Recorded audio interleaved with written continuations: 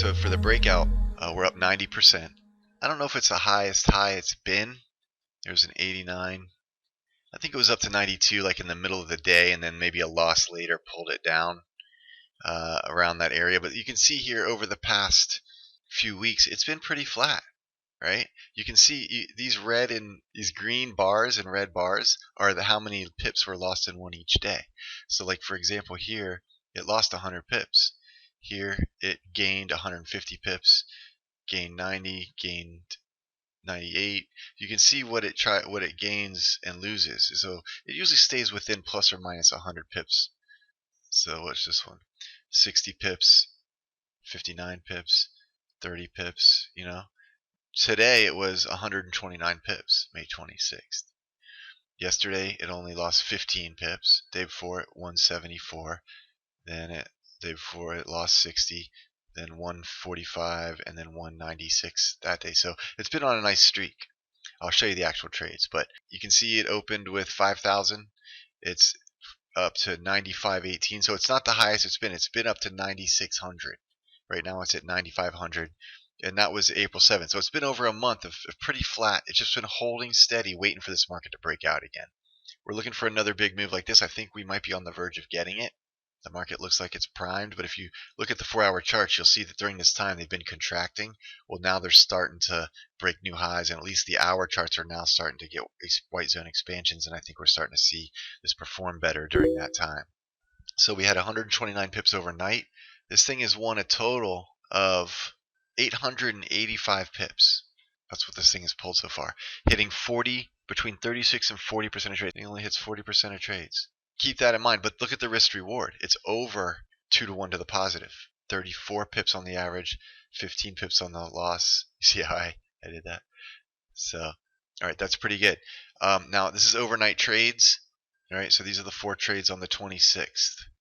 So 30, 30, 30, almost 40, 3%, 3%, 3%, 3.5%. And then we lost yesterday. One trade. Then the day before, the 22, we lost 1 and then won 3. And then let's see. So we had some losers on the 21st. All losers 4. That was a bad day. On the 19th, 1 winner, 45 pips, not bad. 18th, we had 3 winners and a loser. So it's ever since the 18th, we've been doing well, doing very nicely. Didn't have that must have been the weekend. So 15th, 14th. All right, but you're definitely going to go through times like this, and these hurt. All right, but then you get streaks like this, and that makes up for it. This is it. Let's see. We started on February 27th. You know, it's the same account we've been showing you in the update videos. There was something else I was going to show. How many trades have we taken? 236 trades. 91 out of 236.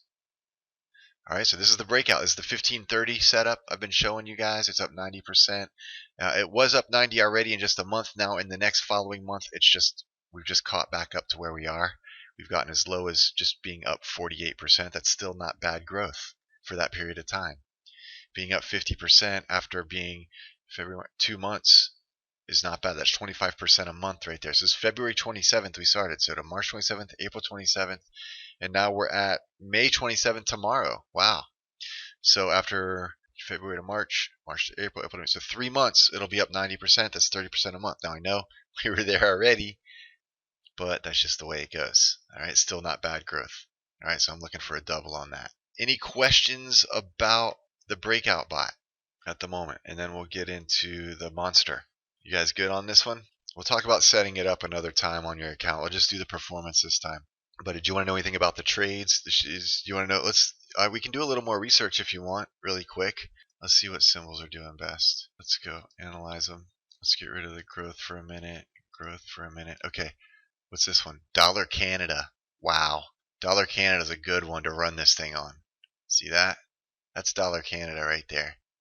Really nice performance on Dollar Canada. What else? Pound dollar is good. Pound yen 10%. Dollar yen good.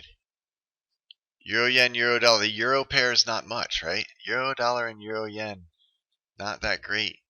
Those are the 2 worst on this strategy right now. Interesting, right? So, but we're only running it on, 1, 2, 3, 4, 5, 6 currencies. Let's just do Dollar Canada and see how it's doing. Look at that thing. Look, I mean, this thing makes pips, almost 51 pips. Then it loses 15, loses 15. Then it makes 18, makes 54. I mean, it's actually hitting over 50-something% of its trades with a positive risk reward. This is what I was talking about, is a holy grail type situation. When you have a situation where not only is your risk reward positive, but you win more than 50% of trades. I mean, that's insanity for Dollar Canada. It's a really good Dollar Canada bot, isn't it? At least it has been. Let's see all the trades. It's only taken 35 trades since when? So February. So on day one, it was taking Dollar Canada trades. I mean, look at this. It's really nice. So that's Dollar Canada, and it took trades up to yesterday. It doesn't take trades every day. So far, it's only taken 3 trades this month. I mean, that may not be enough to live on, right? April was a little better. But this market's got to move. May hasn't been a great month. Let's go custom analysis. Let's get out of that. Let's go to timing. Let's see what Friday does. Friday's usually a good day for breakouts. Well, yeah, it's done well. It's only 39 trades on Friday. 70% of the longs, 43%. So Friday's been good. Can't not trade them on Fridays. I think pretty much every day you got to do.